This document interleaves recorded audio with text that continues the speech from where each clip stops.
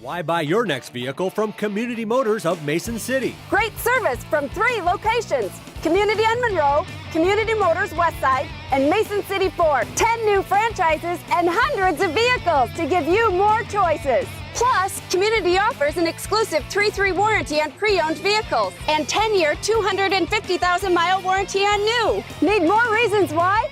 Stop or visit CommunityAutoGroup.com. Because nobody beats a community deal. Nobody.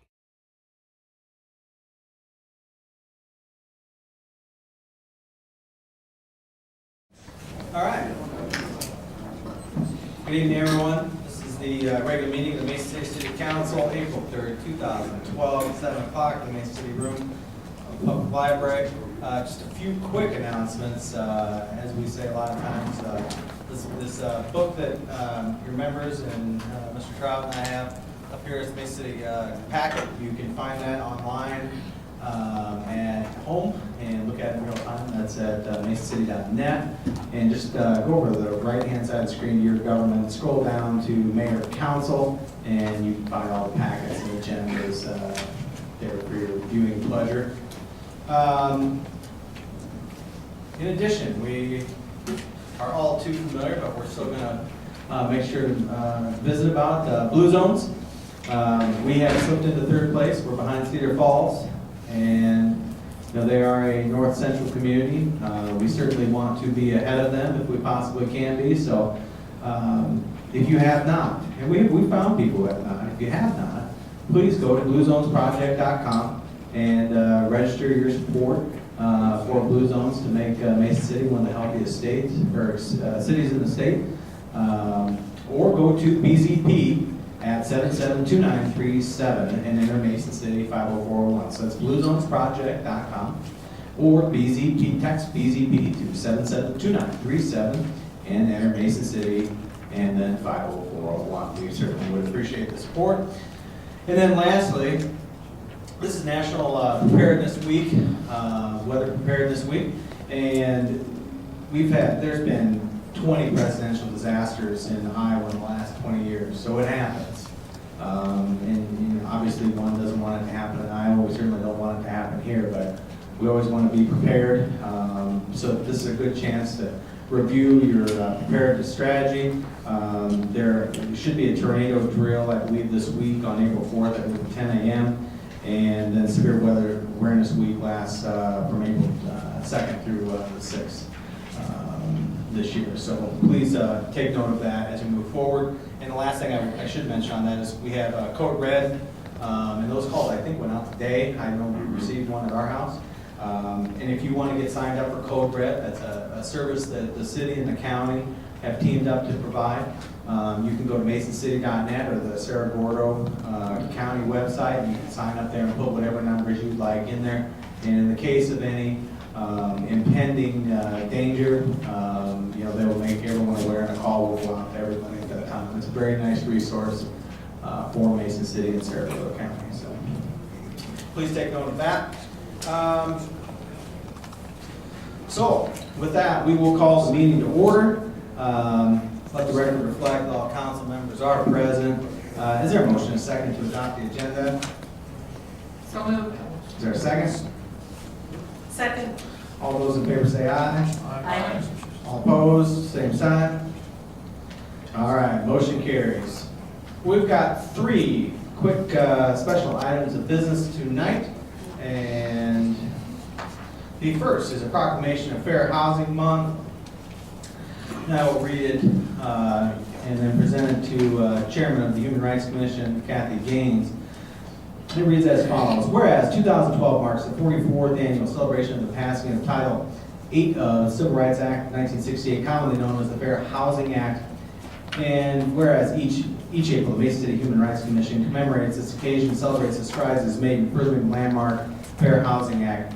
And whereas the 2011 Fair Housing theme is creating equal opportunity in every community, which meets the goals of the City Council of building a better future for families and individuals in the community. And whereas the Mason City Human Rights Commission works to promote the establishment of a safe and secure community where everyone, regardless of ethnicity, can live free from discrimination. And whereas the City Council of Mason City, Iowa supports the vigilant enforcement of fair housing laws, showing no tolerance for those who discriminate and deny our citizens their basic right to housing. Now therefore, I, Eric Bookmeyer, Mayor of Mason City, do hereby proclaim the month of April 2012 as Fair Housing Month in the city of Mason City, and urge citizens to support and endorse the practice and policy of fair housing and reaffirm the commitment to fair housing for all. Kathy Yates, Chairman of the Human Rights Commission. Please give a round of applause.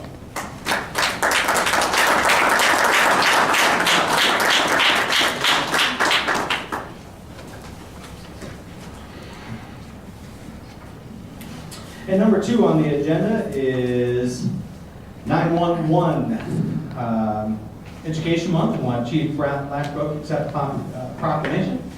Whereas protecting the lives and property of citizens is one of government's fundamental responsibilities. In times of emergency, citizens must have a quick and easy way to summon the police and other rescue services. The 911 emergency telephone number fulfills this need and proves its value hundreds of times every day throughout our country. Whereas the 911 system has enabled the Mason City Police Department, the Mason City Fire Department, Cerro Gordo County Sheriff's Office, and the Iowa State Patrol to respond to a greater number of emergency calls with added efficiency and lower costs to the public. Whereas all citizens are encouraged to call 911 only if you need an emergency response from police, fire, or ambulance. If non-emergency assistance is needed, go to www.masoncity.net to find phone numbers and links to the appropriate agency for your need. Lock your wireless phone so that you don't accidentally call 911. Time and resources are wasted on accidental 911 calls and hang-ups. If you accidentally call 911, do not hang up until you've explained to the 911 operator that it was an accident. Know the location when calling 911. Awareness of your surroundings, such as street names, landmarks, and mile markers, can be helpful in identifying your location and getting help to you as quickly as possible. The Cerro Gordo County 911 Center cannot currently receive text messages, so you must call if you need emergency assistance. And make sure that everyone in your household knows how and when to call 911. Therefore, I, Eric Bookmeyer, Mayor of Mason City, do hereby proclaim April as 911 Education Month throughout the city, and I urge all the people of Mason City to know when and how to call for emergency services by dialing 911. Chief Lashbrook.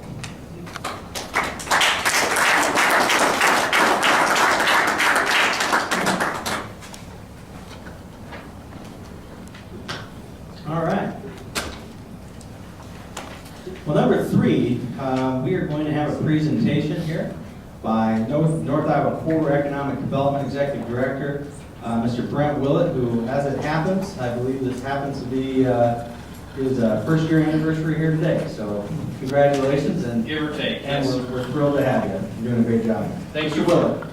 Thank you, Mayor, Council. Thank you for having me this evening to deliver my first quarter 2012 report to you.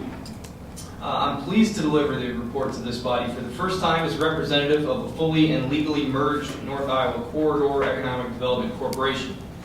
As many of you know, we completed a merger of the Mason City EDC, the Clear Lake EDC, and the Corridor EDC in January of this year. In this evening's report, I'll provide information on aggregate and with specifics on subjects including lead and project development, the development of a corridor regional strategy, activities surrounding corridor loan funds, new corridor-sponsored partnership initiatives, and the development of a corridor-wide economic development lead handling protocol. First, lead and project activity. In the first quarter of 2012, the corridor has developed leads which hold the potential for up to $327.25 million in capital investment, the retaining of 236 jobs, and the creation of an additional 236 jobs. Broken out by sector, we've developed leads in the first quarter within the existing business sector totaling $51.75 million in potential capital investment, the retaining of those 236 jobs, and the creation of 54 jobs. Of those projects, 2 have moved to stage 3, 2 are in stage 2, and 2 remain in stage 1, or proposal delivered stage. We've developed 7 leads in the first quarter in the new business attraction sector, totaling $185.5 million in potential capital investment and the creation of 182 jobs. Of those, 2 have moved to stage 2 and 5 remain at stage 1. Quarter 1 has seen 3 projects with direct corridor involvement close. Advanced Solutions Corporation is located in a facility east of Kingland Systems in Clear Lake and is beginning production of a product for Texas-based Ozonics Corporation, a project which will bring an estimated 20 new jobs to the corridor region. Titan Pro SCI is completing its $2,019,000 job expansion project in Clear Lake, which has been assisted by that city. And Mason City Red Power is proceeding with its corporate headquarters facility west of Mason City, a $2 million project which will bring 10 jobs to the area. Quarter 1 also saw 3 projects reach stage 3 status but failed to materialize, including the $50 million, 50-job Creative Energy Systems project. In total, the corridor is actively working 17 projects as of close of business today. The corridor board of directors today approved a 2015 strategic plan, a vision for economic development in Saragordo County over the next 3 years. The plan has added Zenith, a reimagined business retention and expansion strategy through which all strategy will flow. In addition to business retention and expansion, other component systems in the plan include national attraction marketing with a focus upon supply chain leverage, community asset development with an eye towards certified development-ready sites and buildings, and entrepreneurialism. A full report on the plan will be a part of my second quarter report to this group in July. The quarter is engaged in discussions with the City of Clear Lake surrounding storm sewer improvements at the Clear Lake Business Park, which contains parcels available for development in that community. Installation of storm sewer service to the remaining parcels in that business park will better position the parcels for future development, much as that seen by the near completion of the Gabrielson Clinic for Women at the park.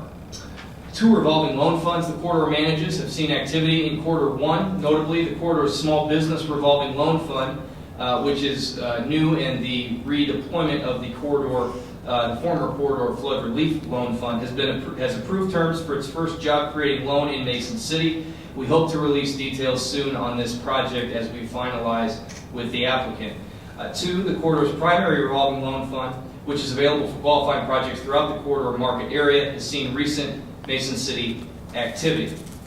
The corridor has grown its what I call community accessibility footprint. In quarter 1, co-sponsoring the Legislative Business Leaders Luncheon with the Mason City Chamber on March 2nd, as well as a very well-attended business success seminar with the Iowa Farm Bureau, John Papajohn Center, Iowa State University, and Ag Ventures Alliance on February 15th at NIAC. The corridor is also teaming up with the Papajohn Center and the North Central Iowa Alliance to host the University of Northern Iowa's Dream Big, Grow Here entrepreneurial contest this summer, which provides opportunity for up to a $15,000 prize to a North Iowa entrepreneurial venture. Details of that contest, which will run, as I mentioned, throughout the summer, will be released soon. A few housekeeping items before I touch on my last priority for you this evening. Along with Mayor Bookmeyer, Mr. Trout, and others, I joined the North Iowa delegation on a trip to Washington, D.C. Last month to interface with our federal elected and administrative leaders on their turf. While the era of congressionally directed appropriations is over, the currency of progress at the federal level remains relationships and teamwork, and the delegation of leaders from throughout the corridor region, which attended as part of the Mason City Chamber's trip, worked diligently and successfully over 2 days to raise the profile of North Iowa and highlight specific legislative issues of concern to our communities in the halls of Congress.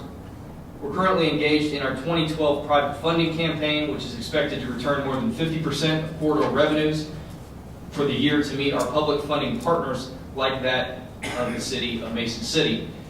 We've engaged with both the county and the City of Mason City on separate plans, as you know, to create new urban renewal districts and, in Mason City's case, the optimization of existing districts, an initiative we highly support and are excited to see completed.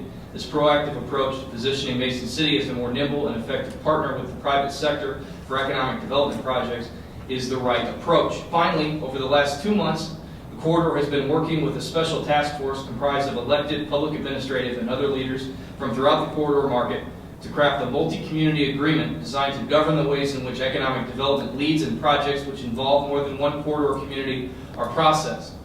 The group comprised of Mayor Bookmeyer, Mayor Nelson Craft, new Supervisor Bob Amison, Councilman Hickey, Councilman Terry Unsworth, Mr. Trout, Scott Flory, Randy Cram, and the corridor staff has developed what's called the One Corridor Agreement, a document which provides a framework for a cooperative regional economy governed by mutual collaboration and consent, and one which promotes regional competitiveness while inhibiting the ability of the private sector to leverage one corridor community against another in pursuit of public incentives packages. The agreement, which I look forward to sharing with you soon, discussing with you soon, creates governance principles which enable its signatories to contribute to a dynamic regional economy through cooperative economic development practices which responsibly steward taxpayer dollars while maintaining a high level of accountability and competitiveness the corridor and its individual communities in the global market. I've spoken with Mr. Trout and would like to invite the opportunity to discuss the agreement in more detail with this body soon. We've developed plans for discussion and approval consideration by the other public bodies involved in the agreement, Clear Lake, City of Clear Lake, and Cerro Gordo County as well. Thank you for your time and attention, and I would certainly be happy to answer any questions. Thank you. Underneath 8 minutes, Mayor. You bet. Thank you very much, Mr. Willett. Council, do you have any questions or observations for the director? We'd be happy to do so. Mr. Hickey. I guess I can say, being newly on the North Iowa Corridor Board, I've been extremely impressed with the collaboration between Clear Lake, Mason City, Cerro Gordo County, and the work that they've done together to make this all happen. It's nice to see these groups of leaders throughout Cerro Gordo County working together to try to help Mason City, Clear Lake, and Cerro Gordo County again, try to regionalize and strengthen our position to bring new business and industry into Mason City. So I think they're doing a great job. It's something that probably didn't happen 30 years ago, and I think it's the way of the future, and I'm excited to be on that board. Thank you, Councilman, and I just certainly agree with that. The opportunity to work with multiple communities in a regional setting is one of the reasons I took this job, and I've been very pleasantly, very pleased with the attitude of our public and private sector leaders on that subject. Thank you, Mr. Hickey. Anybody else? Mr. King.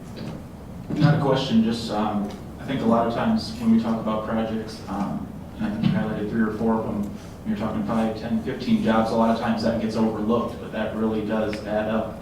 And a lot of these are, we wouldn't consider large corporations, but I think you guys are doing a great job of looking at our local entrepreneurs and giving them opportunities, and I think our council is here to support that, and just wanted to highlight that, because a lot of times if you don't see 40, 50, 60 jobs added onto it, people think nothing's being done, but it definitely is, and I think you guys are doing a good job. And then also the one corridor agreement, just looking over that before coming to the meeting, seeing the outline, I think that's a very proactive approach when we talk about piracy with other communities, and saying that we want to work together, and I think that will reflect well on North Iowa and the region with our partners in Des Moines. Great job. Thank you. Just to your latter comment, former comment, excuse me, in the spirit of opening day for baseball season tomorrow, all of you have heard me use the baseball analogy with respect to economic development. It's a lot of base hits, stringing together a lot of base hits, playing small ball for the most part with the occasional home run. We're working for the home run, trust me, but we do recognize that the way in a Midwest economy to remain ahead of the curve is to keep working projects as they come. And we've been pleased with project flow in that regard. Thank you, Mr. Kuhn. Anybody else down here? Anybody else down here? All right. Mr. Willett, thank you very much. Thank you to your board. That's a very solid functioning group. And just to echo Mr. Hickey's comments, as someone who serves on that, it's really neat to be in a room of 3 municipalities and have such good dialogue and constructive for the community. So make sure to pass that along. Will do. Thank you. Yep. All right. Well, now's the time for public forum. Mayor, council, welcome comments from the public on agenda items only during the public forum. You're welcome to come up, take the podium, say name and address, and the item in which you wish to address. Clock's right up there in front of you.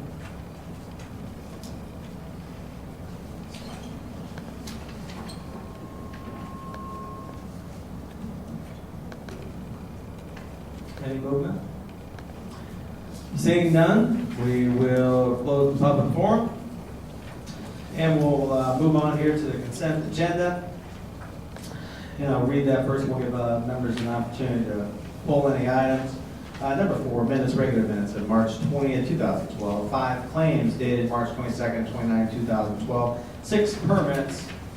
7, mayor recommending approval, reappoint Barb Kellogg and Adrian Hackman to the Housing Authority Board. George Jessen as an alternate to the Zoning Board of Adjustment. Sue Fisher, the Library Board, Kevin Easley and Tom Douglas to the Housing Advisory and Appeals Board, and the new appointment of Gary Anderson to the Planning and Zoning Commission. 8, Administrator recommending approval of point hire, Mark Kapmeyer, probationary police officer. 9, Administrator recommending approval, point hire, Skylar Townsend as probationary firefighter. 10, Administrator recommending approval authorization to request RFPs to provide equipment, installation, and training services for the emergency vehicle preempt system. 11, Administrator recommending approval, resolution authorizing the temporary closing of public ways for North Iowa Band Festival. 12, Administrator recommending approval, resolution approving the contract box for 2012 pavement marking program. 13, Administrator recommending approval, resolution authorizing additional proposed work and extension of the contract period with McKennis Excavating, Inc. of Mason City, Iowa, for construction of 2012 manhole replacement and water main reroute project number 12-1001. 14, Administrator recommending approval, resolution authorizing approval of a 2080 agreement between the City of Mason City and the IDOT for the development of a planning study for one-way streets that carry Iowa 122 traffic within corporate limits of Mason City, Iowa. 15, Administrator recommending approval, resolution authorizing the submission of a program area amendment for the 2011 North Central Owner-Occupied Housing Rehab Assistance Program. 16, Administrator recommending approval, flood 2008. 8, resolution authorizing a contract amendment with ATC Waterloo for asbestos testing and abatement monitoring services related to the city flood buyout programs. B, resolution authorizing a contract amendment with ATC of Waterloo for asbestos testing and abatement monitoring services related to the city's flood buyout programs. Council, do you have any items that you'd like to pull? Ms. Solberg. 15. Anyone else down here? Mr. Crum. 13. Anybody else down here? Anybody down here? 14. 14? Anybody else? All right. Well, the chair will entertain a motion to approve the consent agenda with the exceptions of 13, 14, and 15. Do we have a motion to approve? So moved. Is there a second? Second. All right. Brent actually, Mr. Trout actually is the city clerk. The deputy clerk is out today, so Mr. Clerk, would you please call the roll? Kuhn, Yes. Solberg, Yes. Marinos, Yes. Hickey, Yes. Hornquist, Yes. Lee. Yes. All right, thank you, council. Number 13, Administrator recommending approval resolution authorizing additional proposed work and extension of the contract period with McKennis Excavating, Inc. of Mason City for construction of the 2012 manhole replacement water main reroute project, number 12-1001. Mr. Tornquist, do you have a motion? Move approval as recommended. Is there a second? Second. Thank you, Mr. Kuhn. That was Kuhn. Mr. Tornquist. Yeah, I simply wanted to take advantage of an opportunity to give staff a well-deserved thank you and compliment where I think it's deserved. All too often we pull things when we have issues with them. That's very easy to do. And of course, it's very necessary, but we often gloss over the things that are done very well, and this is one of those things that's done very well. And I wanted to make sure that the community is aware of the proactive opportunity that staff has seized to take advantage and get value for the taxpayer dollar. Basically, we have in the budget $400,000 to do manhole repairs, which is part of our annual program. And with that $400,000, we put together a scope of work that we thought would eat up that $400,000. But it's a very favorable time to be bidding right now, and in fact, the bids came in at about 67% of what we expected. One choice would have been to take the underrun and put it in the bank and wait for next year. However, given that we're basically able to contract work for 67 cents on the dollar at this point in time, and given that, for this project anyway, and given that these are repairs that have to be done system-wide, whether we do them this year, next year, or the year after, this is an ongoing repair program, staff has taken advantage of the opportunity to work with the contractor to add incremental work at the same rates as they were bid. That's a good thing for the taxpayer because basically, as I stated, we're able to complete these manhole replacements at 67 cents on the dollar going rates. It's a good thing for the contractor. The contractor had no obligation to take on the incremental work at the same bid rates. He could have waited for the work that he's taken on as an extra to bid next year in that package, and the rates likely will be higher. But he's a local contractor. He's looking out for the community. He's looking out for his workers. We're going to get some incremental work at a very good price. He's going to get some incremental work without having to go through another bid cycle. We know the rates are favorable. He's going to be able to keep his people working deeper into the construction season. So it's a win for everybody all the way around. I appreciate the job that you've done, Mark. I appreciate the local contractor, and thank you. Thank you, Mr. Tornquist. Anybody else? Mr. Kuhn, I believe you had the second. Anybody else down here? All right, seeing none, clerk call roll. All right, Tornquist, Yes. Hewitt, Yes. Marinos, Yes. Hickey, Yes. Solberg, Yes. Lee. Yes. Number 14, administrator recommending approval of resolution authorizing approval of 2080 between the city of Mason City and IDOT for the development of a planning study for one-way streets to carry I-122 traffic within the corporate limits of Mason City, Iowa. Mr. Hickey, do you have a motion? I guess I'm not prepared to make one right now. Anybody else want to make a motion? Motion to approve. Is there a second? Second. All right, Mr. Kuhn? I'll let Councilman Hickey go first. Ms. Marinas? Okay, Mr. Hickey? I guess I've struggled with this a little bit, going through the process last year and this year. I guess where I struggle is more is the federal bureaucracy, I would call it. Doing the NEPA study, it's gonna take roughly 2 years, it's gonna cost $250,000. And I guess I'm just not sold on it personally myself.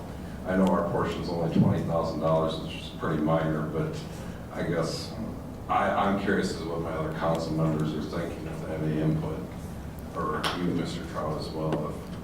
I guess I'm not totally sold on it. Again, $20,000 is a lot. It's gonna take 2 years to do the study, another 2 years on engineering, and it might be another 2 years after that before anything, even construction takes place, so, go ahead if you would. The comments that I would have is I agree with you. It seems unfair that this situation exists where we have to do the work that we're going to need to do on this study. The timeline, we know the work actually needs to be done now, the work on the street needs to be done. The issue that I would say is it's an unfortunate evil. If we don't go through this process, the road is going to continue to deteriorate. The other part of it is that they end up, we will get pushed further and further back in the timeline relative to the DOT to get this work done. I don't like the delay, but in the long run, we would end up covering that cost. And it's something that we will be affected more greatly with our pocketbook as a community, not being able to access the federal dollars that are required in order to really be able to do this type of roadway. It's unfortunate, but it is the situation that exists with having a state highway that runs through our community. This is a requirement that we have to follow in order to receive the funding that they will give us eventually. And I'm not so much frustrated with the state of Iowa, more or less how the federal government, to get their funding, makes us go out of our way to do all this as well, so. I understand. That's all I was saying. Hey, Mr. Hickey. Anybody else on this? Mr. Tornquist? Yeah, Councilman Hickey, I agree with you completely, but for the reasons stated by the administrator, I don't know that we have a whole lot of reasonable choice. You know, we heard the comment made last week at 20,000. It was implied we should be happy with because it was less than 80,000, which is true, but it's also more than zero, which is where I thought we left the meeting about a year ago. So it depends on whether you want to look at the glass half empty or half full. But I don't know that we have a whole lot of choice. Either way, the DOT is going to need to move ahead. Either way, they're going to need to do the NEPA study. But I think if we don't participate to the tune of $20,000, I think we damage ourselves in the long term in moving the project on further down in the list of priorities. And so for the money that we're talking about spending, $20,000 for our role in the project, I think we run the risk of doing a potentially greater disservice to the taxpayers by pushing the project further out onto the horizon than it already is, and which incidentally is also unacceptable to me.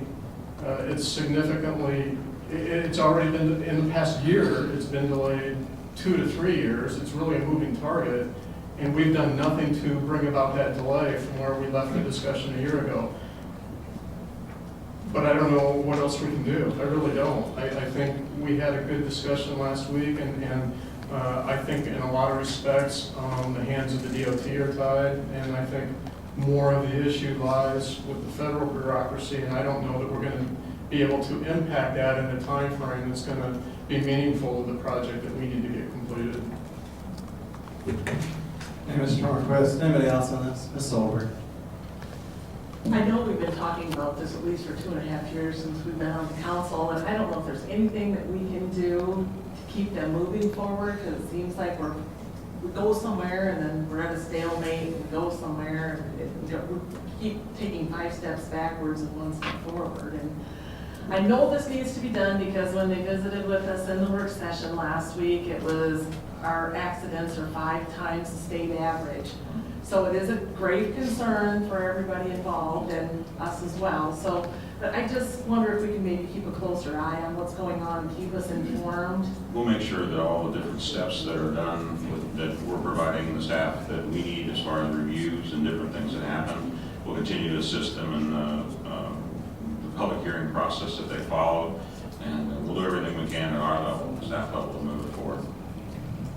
And we will do that. I will work with them to have them give us an update periodically that we can then forward on to council, so you do understand, because this will be one of those projects where it could easily just get lost within the shuffle for a period of time, because we have a lot of other things that we're going to be focusing on over the next 8 to 10 months. So That's what I feel has really happened over the last 2.5 years. I understand. So, thank you. Thank you, Ms. Solberg. Anybody else? Mr. Lee? Last week, or 2 weeks ago, I was concerned about this. I guess I'm looking at it's $20,000 more than I wanted to spend, not $60,000 less. But after the meeting last week in the workshop, we talked about the 3 times and 5 times, depends on where it was at on the road when it comes to insurance claims, that this is going to cost eventually the taxpayers more than $20,000 up front or in the end. So I guess I'm reluctant to support it. I'm going along with it, but I'm under the same conditions, safety-wise. And they even said they're going to go ahead and do this, and we're going to get caught on it one way or another. And I'd rather be more proactive with it and trying to move it along than dragging our feet in 2 or 3 years on the road. It'd be 80,000 again or something. So I understand the concerns. And I guess I agree with the concerns, but the little benefits do outweigh the negatives, I guess. Thank you. Thank you, Mr. Lee. Anybody else down here? Mr. King? I would just add that I as well, I'm not thrilled about this, but at the same time, I have no concerns at all supporting it. I think it's something we have to do, and I think we need to be a community that shows that we are concerned about our infrastructure and, most importantly, the safety. As Councilwoman Solberg mentioned, it was about 5 times the state average for side swipes and accidents on that road, and I've already heard some concerns from citizens on the curve headed east on 122, and after the meeting, I'm less optimistic about changing back to 2-way, but I wouldn't say that as much for Washington and Delaware. I think that's something I would still be open to listening to and hearing more from the DOT on that, but at this point, I'm fully supportive of this, and like I said, it's not something that I'm thrilled spending $20,000 when I know we're going to have to wait a significant amount of time to see some return on that investment, but at the same time, we don't want to be one of those communities that gets lost in that deck of communities looking for funding for this, so. Thank you. Thank you, Mr. King. Ms. Morales? Well, the only thing I'm thinking is it's a necessary evil for us at this point. I don't see that we have much of a choice if we want to move forward with the DOT. I've seen the accidents on that curve many times with grain bins tipped over, and I personally have seen several of them, but I think it's something that we have to move forward with. Thank you, Ms. Marinas. Anybody in response? Mr. Hickey?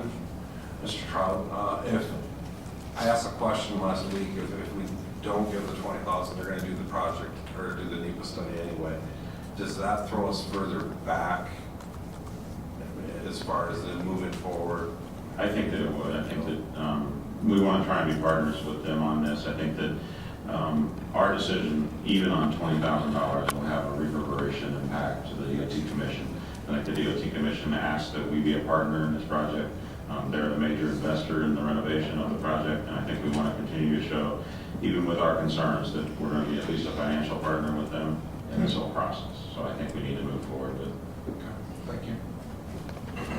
Hey, Mr. Hickey, anybody else? All right, we've got a motion and a second. Seeing no more discussion, clerk call the roll. All right, Kuhn, Yes. Marines, Yes, Lee, Yes. Solberg, Yes, Tornquist, Yes. Hickey. Yes.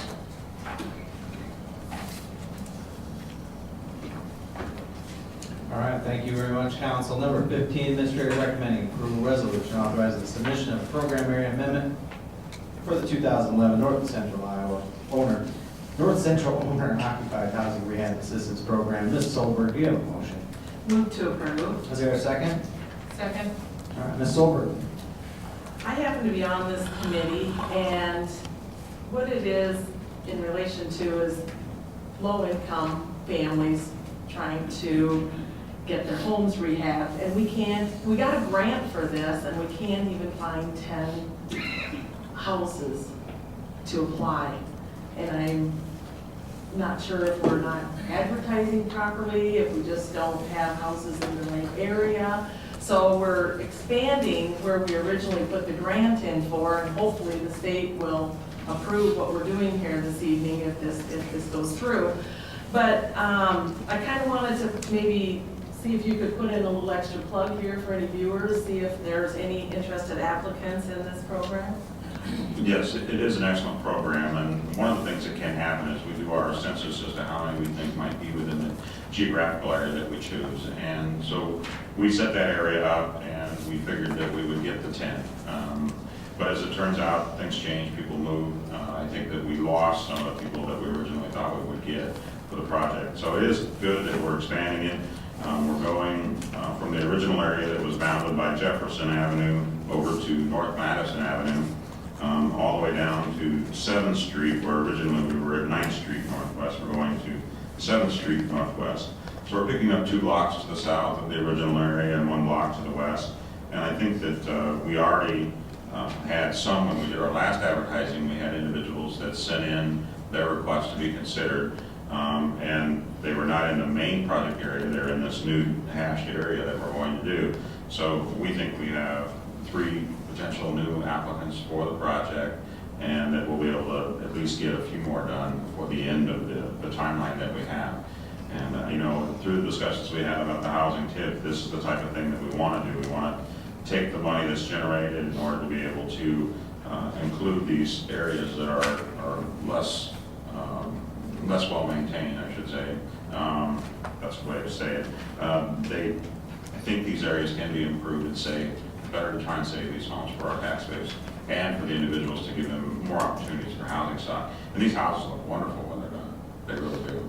How much did we originally get for the grant? I can't I remember. believe we did 10 homes, which would have been almost 250,000, more than 250,000, because there's some administration fee, I believe that's right. Kevin, isn't it over 250,000? Right in that neighborhood, because we were able to spend $24,999 per house. That's an old federal guideline. It probably should be raised, but hasn't been. But that's the amount that they can qualify for, and then they have to come up with the matching funds in order to finish the rehab on the home, which can be a stumbling block at times.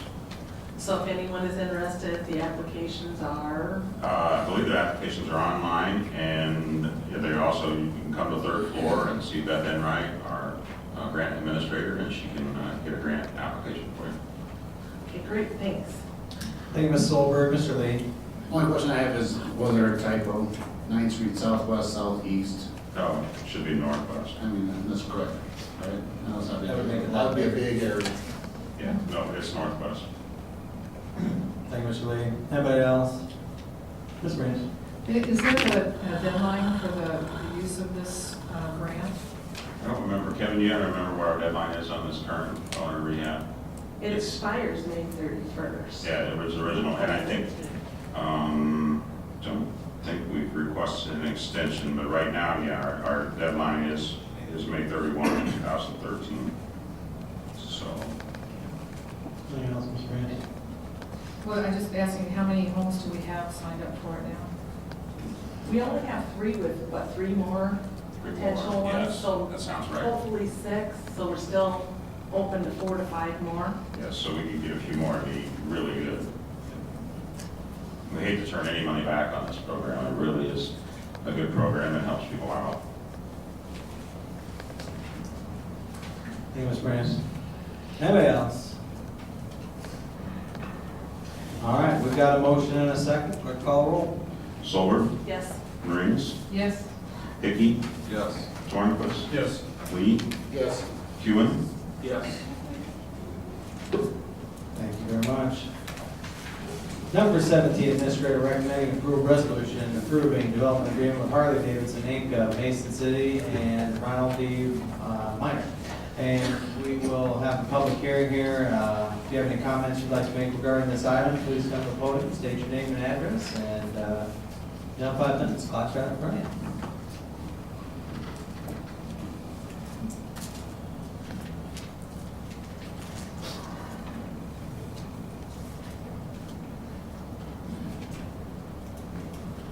All right. Seeing none, we'll close the public hearing and entertain the motion to approve. So moved. Is there a second? Second. Thank you, Ms. Solberg. Mr. Tornquist. This was a good deal when the council, I believe unanimously, approved the terms last fall. It's just been a matter of the calendar getting us to this point in the process. The terms remain unchanged from what we approved last fall. It was a good deal then, and it's a good deal now, both in terms of for the direct beneficiary and also in terms of the community. Thank you. Thank you, Mr. Tornquist. Ms. Solberg. No problem. Anybody else? Mr. Lee? I do want to say this is a great thing. I want to say how great the new facade looks down there, and I'm excited about that. Can't say how excited I am about the Harley Davidson staying in town and not moving out west toward I-35. But I just, overall, I respect the 6-0 vote. That took place last fall. But I guess I just want to say I have a couple concerns generally with not any one thing in particular, but the whole package together. I guess I look at it as what are we opening up, for? And I understand even tonight, I will be voting yes on this. I do think overall it's a great thing for the city. I think it's 3.3 years. After the 10 years up, we gain our money back from the investment, in the $25,000 for the, gas line and all that. I just wanted to almost go on record of, I don't want to use this against us sometimes saying, because everything is different. Every situation comes up down the road is different for each business, and I don't want someone to say, well, you did this for them, you gave this, and also this, and I do, like I said, I'm gonna say it one more time, this is a great thing for Harley Davidson. I think, thank you for staying downtown. I think it's a good investment. We will get it back in 3.3 years after, 13 years from now. But I just, what precedent are we setting? And so I want to make sure that I go on record saying every decision is individual, and I appreciate all the work that everybody has done in this prior to it. But thank you very much. Thank you, Mr. Lee. Anybody else? Ms. Shaky. I'll answer one of them questions. This is my take on what precedent we're setting. We went to a business that's been in this community for a long time, who was looking to move possibly over to Clear Lake, was being pressured by their corporate. We've kept them here in town. They're going to make a significant improvement along South Federal, our corridor. They have a huge retail business, and we're going to keep sales tax revenue as a result of that. There's going to be some additional jobs. And we're going to save property tax. We're not going to have a dilapidated, possibly empty building sitting there. So I think it's a great project, and I'm glad that they stay here, and I appreciate it. Thank you. Thank you, Ms. Shaky. Anybody else? Anybody? Mr. Kennedy? I would just say as well, kind of like what Councilman Hickey just said, I personally, not to disagree with Councilman Lee, I like the precedent we're setting that we are, if there is a business that is that has other options, that they feel that they can come to the city and say, how can you work with us and continue to make this a business-friendly community. Harley is without a doubt an anchor of the downtown and the South Federal corridor, and as we talk about entrances to the community and making them welcoming, I think if they potentially would have left, that it would have left quite a vacancy there. Again, like Mr. Willett was talking about, here's another small incremental increase in jobs. They all add up. I think this is a great project, increased valuation, increased jobs, construction jobs, so I'm all for it. And thank you for your commitments to Mason City. Thank you, Mr. Keenan. Anybody else? Mr. Norquist. I would like to make one additional point. I think I do also appreciate the precedent that we're setting, and I think it's important that, as Councilman Lee said, each and every project is basically looked at on its own merit. In my personal opinion, city money should always be the last money in on a deal, not the first money in. And I think that's one thing that makes this particular deal unique to some of the other deals that we've had in recent years. In many cases, the city's asked to be the front money, and in my opinion, the taxpayer dollars should be the last money in, and in fact, the participation through community dollars should be what actually saves the project. If it's not for that investment, will we lose the project? And that was, in fact, the case with this particular project. I think what's most troublesome to some, I know what's most troublesome to some is the $100,000 forgivable loan. It's basically $10,000 over each of 10 years. But what the taxpayers have to remember is if we would have done nothing, we would have lost $10,000 a year and we would have lost it in perpetuity. That's because right now, this particular business pays roughly $10,000 a year in property taxes. If we would have lost this project outside the Mason city limits, that's $10,000 right out of the chute that we lose against our tax base every year. So one way or another, we were going to spend $10,000. The path that we have chosen is to spend it over the next 10 years and then realize a gain on that investment as long as they continue to be a business here in Mason City. Had we chosen the alternative path, we would have lost $10,000 a year from now until forever on this particular project.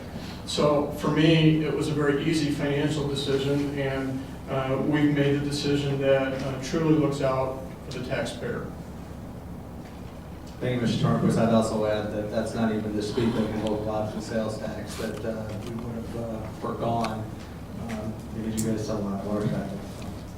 Anybody else?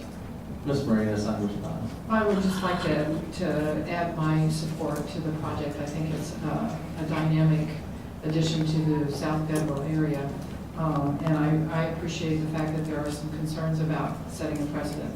But I also think that this is something that is a plus for Mason City. And I agree with our council persons that see it as a movement forward for us. Thank you, Ms. Marinas. Anybody else on response?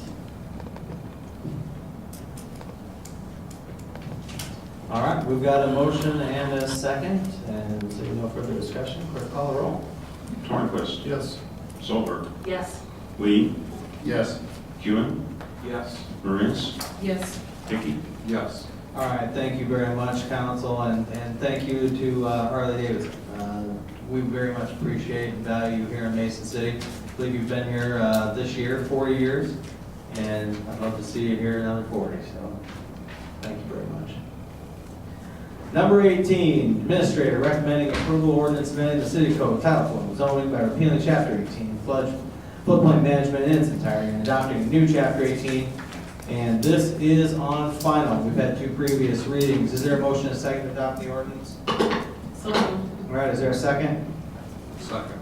All right, Ms. Solberg? no comment. Mr. Hickey? Just one, is the date for is that passed already for updating their insurance before the new agreement? That's April's, it's May 16th, but I think you were saying you had to get it in there a month early, and you can just now, Tricia, but I think that's... Tricia can. Come on up here, Ms. Sandoval. I just want to throw them back out there so Yeah, the public. that's a good note. Yeah, thank you. I can't nod because it's a complicated answer. If it's someone who's already in the floodplain and they want to buy flood insurance, they need to do that 30 days before maps become effective. This is a 30-day waiting period. But if there's someone who currently isn't mapped in the 100-year floodplain, who will be when FEMA adopts the new maps, they can buy that up until May 16th, and the insurance will become effective immediately. So if you are somebody who is going to get mapped in with this, you need to get your flood insurance as soon as possible, just so you're covered. We will be publishing the new ordinance Thursday. So for local purposes, we will start using the new maps for enforcement. But the insurance determinations won't take effect on the new maps until May 16th. So. Thank you very much, Ms. Sandoval. You have anything else, Mr. Hickey? All right. Anybody else? All right, we've got a motion and a second. Seeing no further discussion, clerk call the roll on this. It is on final. Silver, Yes. Hickey, Yes. Tornquist, Yes. Lee, Yes. Hewin, Yes. Reyes. Yes. All right, thank you very much, council. Good work this evening. Thank you very much to staff. You guys did a great job preparing another very solid agenda. And I would just make a quick note that we'll have a listing post here in 5 minutes in which the public can address any item that they would like to address. And seeing no further business before then, we're adjourned.